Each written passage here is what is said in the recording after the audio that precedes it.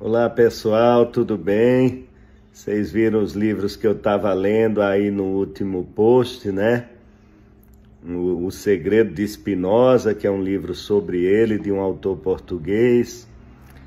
E um livro também de Spinoza, um livro menorzinho dele, que fala sobre Deus. É um autor difícil, Spinoza. Eu já li a Ética há alguns anos, uns 3, 4 anos atrás. É bastante difícil, né? Justamente porque ele procede, segundo ele, né, de forma geométrica, querendo comprovar geometricamente as suas proposições sobre Deus, sobre a ética, sobre o homem, sobre a felicidade. E essa ideia da geometria, da matemática, trazida para a filosofia, digamos assim, para as ciências sociais nascentes, foi muito forte, né, na Idade Moderna, foi muito forte no Iluminismo. Alguns autores dizem isso, né, que conseguem comprovar as verdades morais de forma geométrica, né? Isso tudo, vamos dizer assim, sob uma influência muito forte e diante de uma admiração muito grande com o que vinha sendo feito na física, né? Nas ciências naturais, com Galileu, com Kepler, com Newton.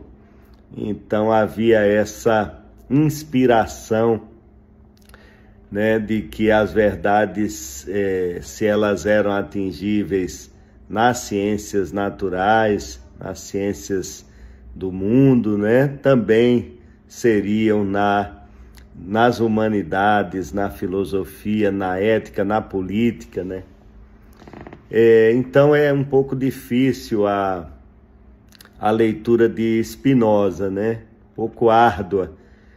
Mas o que se nota na leitura dele, quando ele começa a falar sobre Deus, e é esse o ponto aqui do meu vídeo, é a presença, que aliás é muito comum na filosofia, do chamado argumento ontológico da existência de Deus, né? Esse argumento ontológico da existência de Deus foi elaborado por um religioso, Santo Anselmo, na Idade Média. Então, Santo Anselmo basicamente diz o seguinte: nós, seres humanos, nós conseguimos imaginar Deus, ter uma ideia do que seria Deus, né? Um ser perfeito, o mais perfeito que nós poderíamos imaginar. E aí Santo Anselmo fala, né, o mais poderoso, esses atributos que a própria religião confere a Deus, a onipotência, a onisciência, né? Então, perfeições também nesse sentido, né, do poder, do conhecimento, da bondade. Então, nós temos essa capacidade de imaginar esse ser, talvez uma necessidade de imaginar esse ser. E aí Santo Anselmo conclui de uma forma que, para quem acredita no argumento, tem uma lógica, e para os adversários do argumento tem na verdade, aí uma falha lógica, né? Me fugiu a palavra agora, mas o que é que Santo Anselmo diz? Que é mais perfeito um ser que existe do que um ser que não existe. Então, se nós estamos a imaginar o ser mais perfeito que existe, é mais perfeito que ele, o ser mais perfeito que existiria, né?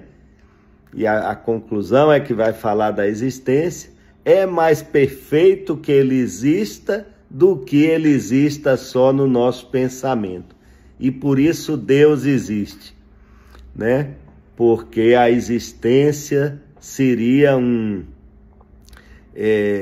um atributo a mais de seu ser e, portanto, da sua perfeição.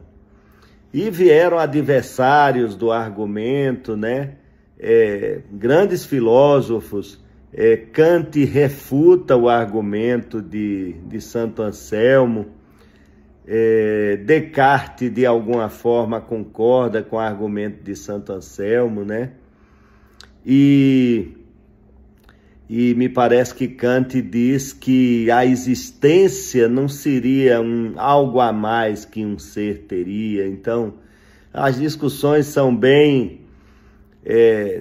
tem um certo gosto escolástico, né? Uma disputa ali sobre as palavras, muitas vezes. Por isso que eu disse que é difícil. E Spinoza insere-se nessa tradição, né? E discute o argumento de Santo Anselmo e, de alguma forma, ele aceita. Então, ele parte dessa premissa de que Deus existe, né?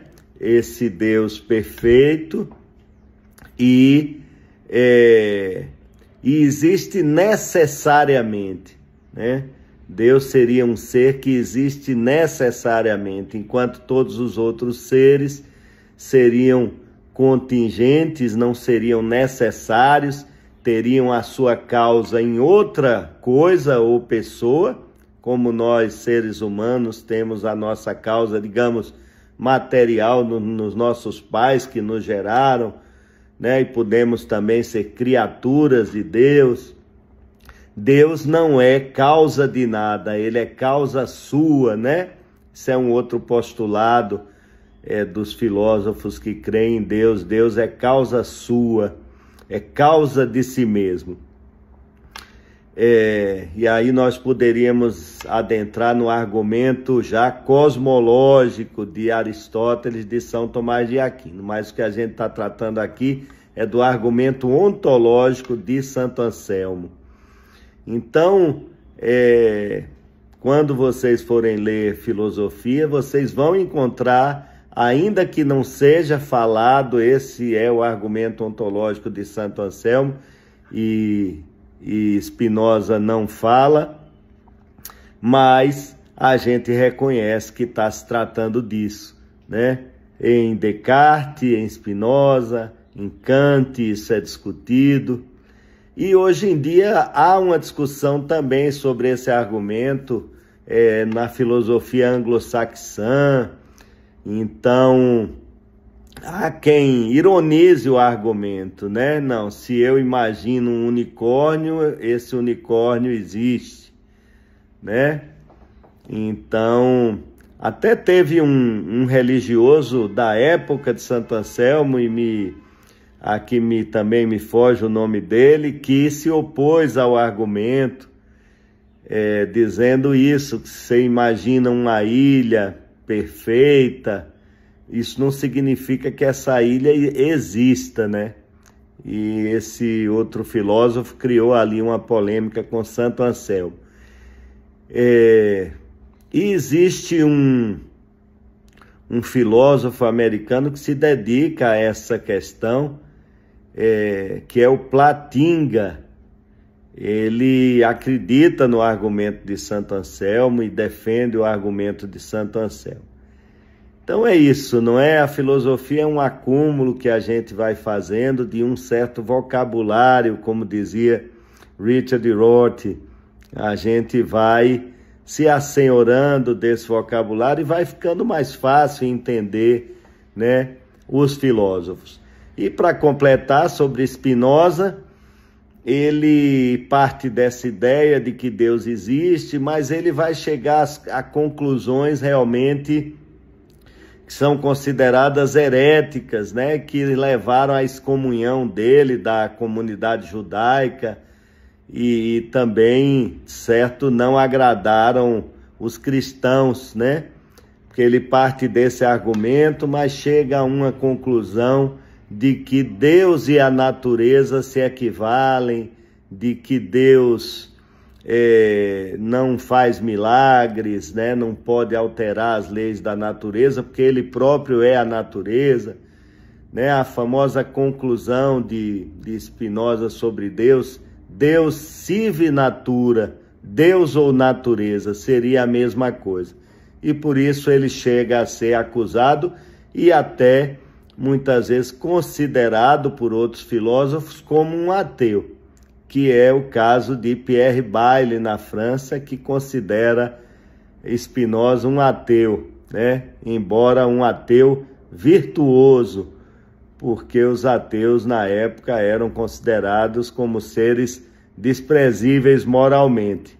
E Pierre Bayle na França vai dizer, não, os ateus podem ser virtuosos, haja vista Spinoza, né?